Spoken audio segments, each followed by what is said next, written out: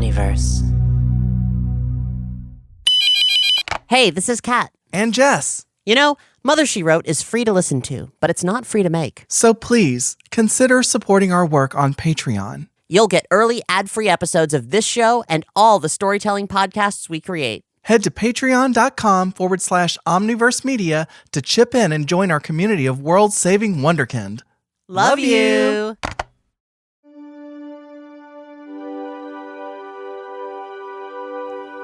I had this dream. And in the dream, my friend Doug said to me, Look, I know those EarthBound games are really cool and important pieces of media. I'd love to play them, but I don't think I'm ever going to get around to it. You talk about the games all the time. Maybe you could just do a podcast about them? And so my dream self thought, what if I did an episodic podcast that took listeners through the journey of each game in the Mother series? Like a diary, but with contextual, cultural, and emotional analysis. Oh, you work even in your sleep. So anyone could experience these stories. But I don't think it's good to work too hard. And I need a co-host.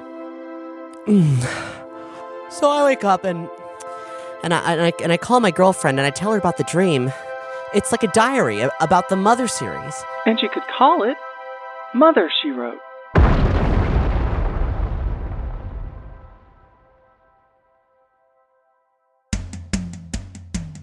Welcome to Mother, She Wrote, a travelog diary through 3 of the strangest, most thought-provoking, most heart-rending video games ever made.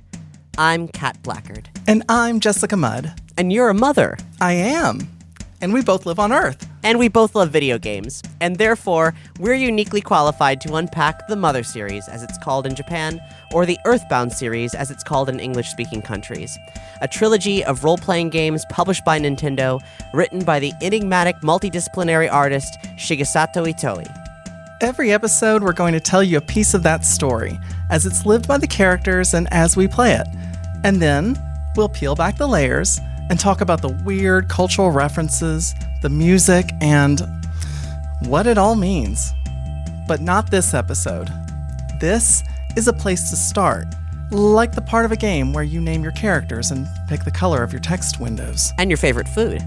Mine is pizza. Mine is also pizza. Or tacos. Or taco pizza. Or pizza tacos.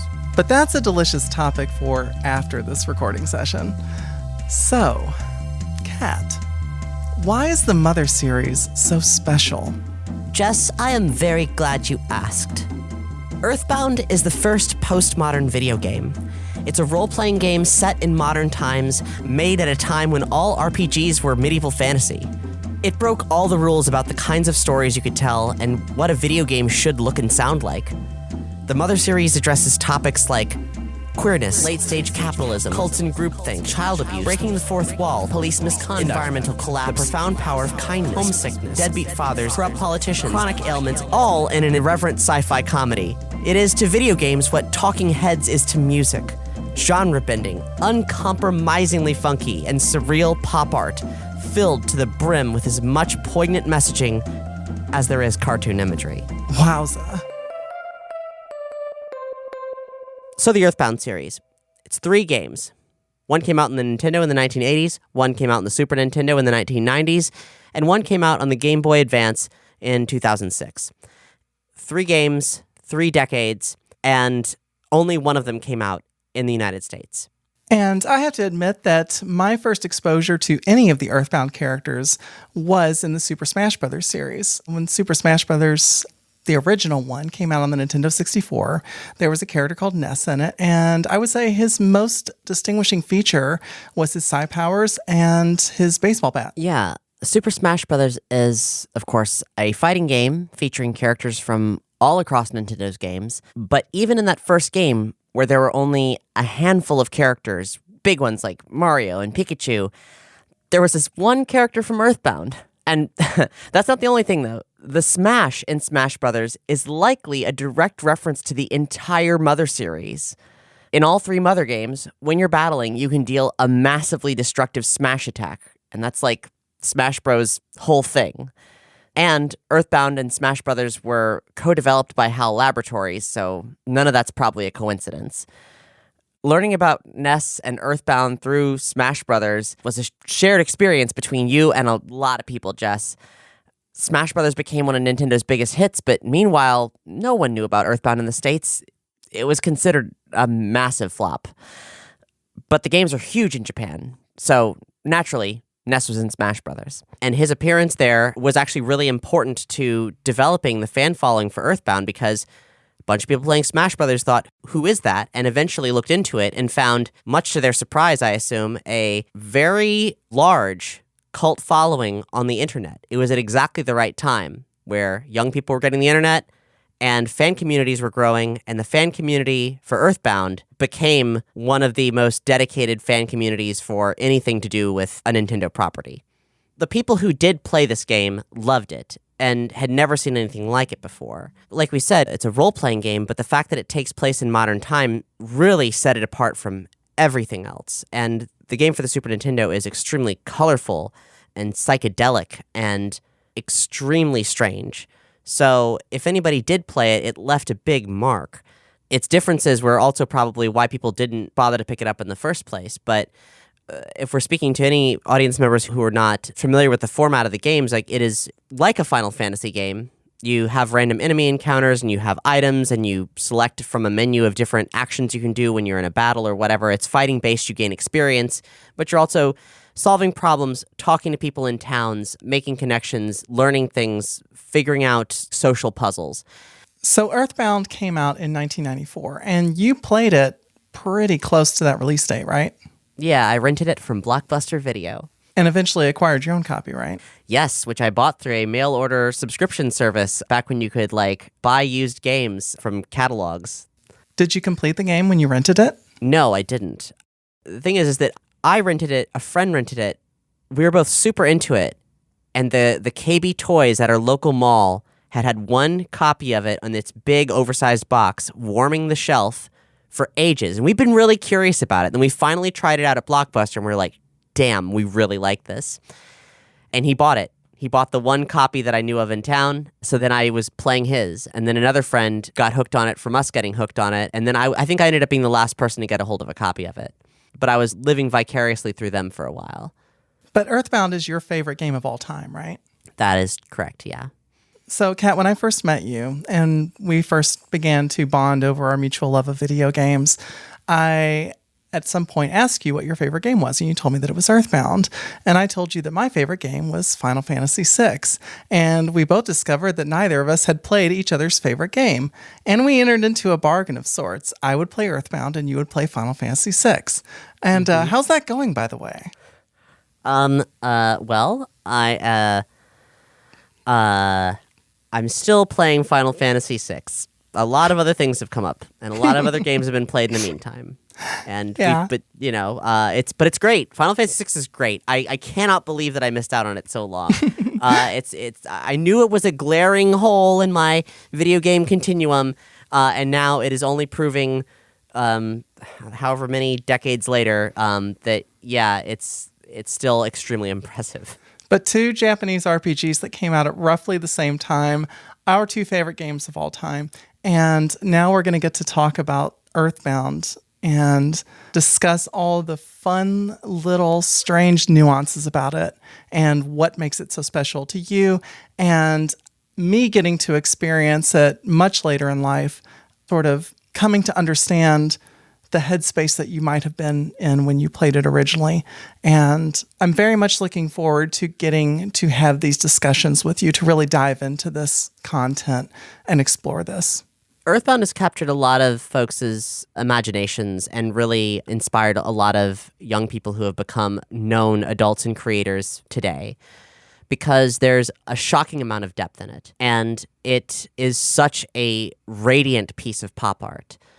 As a young person, I was really into the Beatles, and in any kind of surrealist art or avant-garde art that I saw, I didn't have MTV growing up, so anything that looked remotely like a music video was really appealing to me. And EarthBound is, with its irreverent humor and its strange sci-fi tropes and everything about it, was like, hey, kid? Are you a weirdo? Then you're going to really like this. And in turn, it connects to a lot of other pieces of pop culture. I have discovered existing pieces of pop culture that I now love through EarthBound, because that's the kind of game it is. It is a piece of pop culture made from other pieces of pop culture in this beautiful postmodern collage. You mentioned the fandom that grew up around this game. What makes it so special, and how did you come to be a part of it? I think what makes it special is that EarthBound tends to draw in a specific kind of person. Let's say quirky people, thoughtful people, artsy weirdo types that connect with the game's overarching message about the power of love, acceptance, and togetherness in the face of the evil that humanity is capable of. EarthBound is really distinct, and so people who are fans of it tend to connect beyond just liking the same video game. As for me, I got the internet in 1997 when I was in 7th grade, and I was really into EarthBound, so naturally, I looked it up. That same year, EarthBound.net launched, which soon became Starman.net, and that was a constantly active community with news and fan art, all kinds of discussions, big coordinated efforts to bring the rest of the games to the States. And through that site and the love of this oddball game that no one had heard of, EarthBound grew into the biggest cult fandom in video games. Now, on Starman.net, I was more of a lurker than an active participant, but I was always really aware of what was going on, and when there was a call to action, like doing things to try to get the games in the States, I responded in full force. Fast forward a significant amount of time later, though, I'm working as a pop culture journalist, and I have a podcast called Nerdy Show, which is a talk show about nerd media, way back when that was a novel concept. Around that same time, Starman.net had created an English language translation for the third game in the Mother series, after years of waiting on Nintendo to do it. And that was huge. Also, around that same time, the company Fangamer, which is now massive, emerged directly from Starman.net. They're a company dedicated to creating high-end fan works across a bunch of video game fandom. So I've been following these people a long time. I was a fan of the work that they were doing, and now I had a platform to talk about what they were up to. So I dropped them a line, I interviewed them on the show, and we became friends. We were all creators building our respective futures based on shared passions. Up until then, I guess you could say I orbited the fandom, but connecting with them directly encouraged me to step up and be more present in it, in whatever small part I have been. I've been interviewed for a couple EarthBound documentaries speaking about Mother's place in pop art. I was the host of a retrospective and exploration of Fangamer's immersive EarthBound fan festival, Camp Fangamer, which happened 2 separate years in Tucson, Arizona. Throughout my career as a media journalist, I've written about the Mother series often. It's had a deeply profound influence on me as a creator and as a storyteller, and that influence shows up a lot in what I do. It might not always be obvious, but it's very present. Well, thank you so much for sharing your passion for the Mother series of games with me. I'm very excited about going on this adventure with you. Something that we should probably establish here in this episode is a timeline. The Mother series is only 3 games, but only 1 game was originally released in the US, and amidst all of it, there's been different releases, various cancellations, and it gets kind of complicated. And it's important to mention all of it because a huge part of these games being a cult sensation in the States is the American audience trying to get the Japanese games released here and the strange saga of them not coming out. So the first Mother game hits in 1989 in Japan. It's on the Famicom, what we know in the States as the NES, and Nintendo of America translates this game, Mother, into English and renames it EarthBound. However, even though it's totally done, Nintendo doesn't release it. Some magazines mention that it's coming out, but when it doesn't come out, it's entirely forgotten. It's lost to history that there was a game called EarthBound. But then 1994 rolls around, and Mother 2 comes out in Japan. And the next year, it's translated, and it does come out in the States. Again, as EarthBound. So this is the first EarthBound game that's actually come out. No one knows the other one exists. And Mother 2, aka EarthBound, the second game, is on the Super Nintendo in America. It's not a big seller, but the fans who discover it are super passionate about it. And eventually they realize, oh, there was a game before this. And then a ROM copy of Nintendo of America's translation of the first game leaks out on the internet. It's dubbed EarthBound Zero, and it kind of blows people's minds. A lot of people didn't believe it was real, because how is it possible that a game would be translated entirely and not released? That sort of thing doesn't really happen. But you played EarthBound Zero, right? Yes. I admit, Nintendo of America, I admit I downloaded the illegal ROM when I was a child, and I played it. But fast forward to 2015, and EarthBound Zero gets released as EarthBound Beginnings on the Virtual Console on the Wii U. So it's out there, and you can play the first two EarthBound games in English in the States or any other English-speaking countries on the Nintendo Switch right now. The Nintendo Switch Online, if you subscribe to that, you can get access to their catalog of NES games and their catalog of Super Nintendo games, and both the first two Mother games are there. EarthBound Beginnings and EarthBound. I played EarthBound because you loaned me your Super NES Mini. Yeah. We live in a golden age where it is possible to get a hold of, but it has been up until recently, kind of spotty to get a hold of. Like, when EarthBound was released on the Virtual Console and stuff, that was shocking because for the longest time, it seemed like Nintendo of America, in spite of knowing full well that there was a massive cult following for these games, just didn't care, didn't want to put it out, didn't even want to get a cheap buck. But then there were also concerns about legal issues because it became more and more public knowledge that the score to EarthBound actually samples existing music, which is something that had never happened in a video game before. Fortunately, I guess the legal eagles decided that the sampling was above board, not that it had been approved, but that it was short enough and remixed enough that it does actually constitute as an original work, so everything's fine. I'm not a lawyer, I don't know, and I definitely don't speak for Nintendo of America. Still, it's not really a surprise that they were hesitant to re-release those games. But they did, and they were bestsellers when they were things that you could buy independently on the Virtual Consoles. And now you just subscribe to Nintendo Switch Online, and you just get them.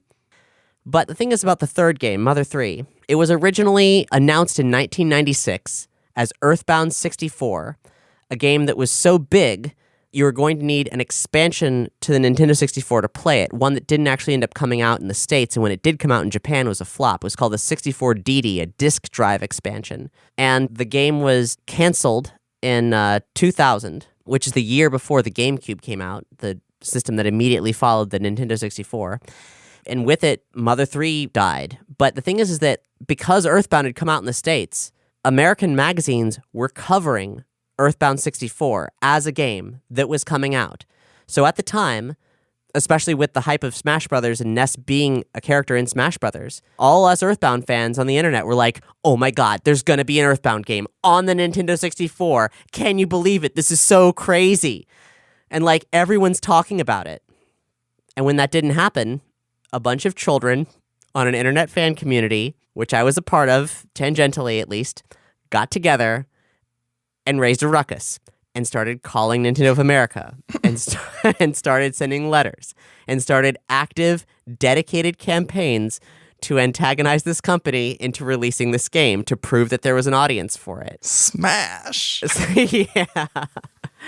So in Japan, a compilation game for the Game Boy Advance called Mother 1+2 was released in 2003. What was interesting about that is that Mother 1+2, the version of the first game on there, is a Japanese language version of the American translation. There are graphical changes that were made for American audiences that are ported over into the Japanese version of that game, and the run function, which was not in the original Japanese version, is in that game. It's really weird. I don't know why. Wait, so my brain is getting kind of bent around here now, around this. I'm sure I'm confusing everybody else. I'm sorry, folks. There are diagrams. We're oh gosh. Hey, I'm going to try it's to keep okay. this as concise as possible. This is the info dump. The release schedule of this game just mimics how wild the games are themselves. Well, and the fan community that's tied and twisted around it. So the important part here is, dear listener who wants to get a handle on these games, if all this is confusing you, don't worry. We're just going to be talking about the stories more or less going forward. We're just going to be talking about the stories. This is where we're talking about the weird social politics and business politics of these games coming out at all. But it's part of what the scarcity, the demand, and all of this is part of what galvanized the most active fan community for a cult video game that there's ever been. Before you can build a pizza, you got to make the dough. So that's what we're doing. Exactly. So in 2003, when Mother 1+2 came out in the Game Boy Advance, in Japan, they said, and we're working on Mother 3. And eventually, in 2006, Mother 3 came out on the Game Boy Advance. Everyone was asking, okay, now, so you're going to bring it to the States, right? And they didn't. And they didn't, and they didn't, and they didn't, and they didn't. And so eventually, the game was translated by a dedicated fan community. The fan community steps up again. And all these stories are so immersive and complicated and interesting. I'm not qualified to tell them, and fortunately, I don't have to. Because those 2 documentaries that I'm interviewed in, well, they're about both of these things. The first one's called Mother to Earth, that's T.O., which is about how the first game was translated in the States, but then not released, and then leaked out to the internet, which is something that had never happened before. And the weird saga of how that happened, who translated it, how it leaked out to the internet, and all the strange world of trading bootleg video game cartridges and stuff. And it might sound a little bit insider baseball, but it is a deeply fascinating documentary that's really well done. You can check out more about that at mother2earth.com. Again, that's T-O. And then the other documentary is called EarthBound USA. It's coming out later this year.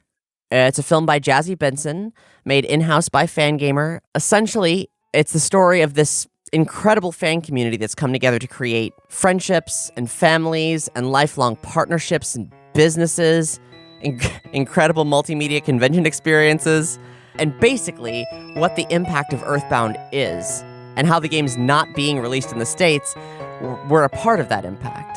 How these teenagers from all over America got together and became a family through this weird circumstance with this incredibly strange game series at the epicenter of it.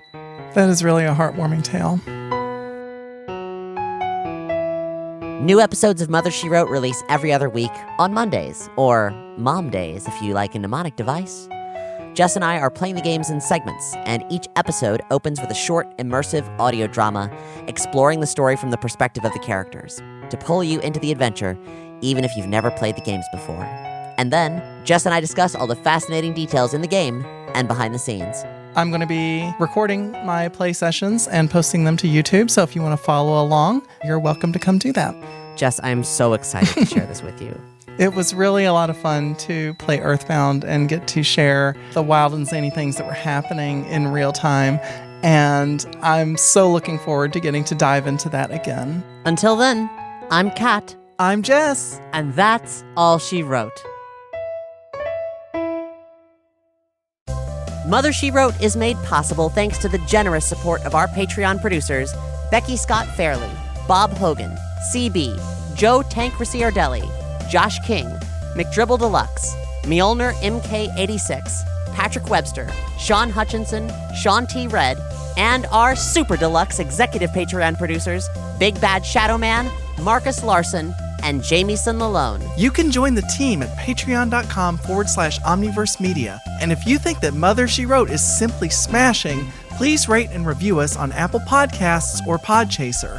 And be sure to subscribe via your favorite podcast player. This series is recorded and produced in Orlando, Florida, and Louisville, Kentucky, on lands stolen from their indigenous people, the Timucua and Seminole, and Shawnee, Cherokee, Osage, Seneca Iroquois, Miami, Hopewell, and Adena. Acknowledgement of the first peoples of these lands and the lasting repercussions of colonization is just the beginning of the restorative work that is necessary.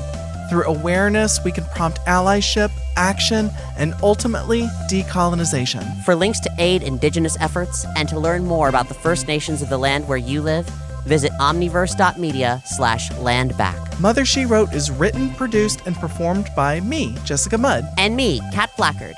Our original score is composed and performed by Jess, and this episode features the voice of Doug Banks as himself. Special thanks to Kanisu for his invaluable work translating the Mother Encyclopedia. Find a link to his translation, other media we referenced, and full episode transcripts at mothershewrote.earth. Mother She Wrote is not affiliated with Nintendo, Shigesato Itoi, or any rights holders of the Mother and EarthBound intellectual properties. Please play the game's official Nintendo releases.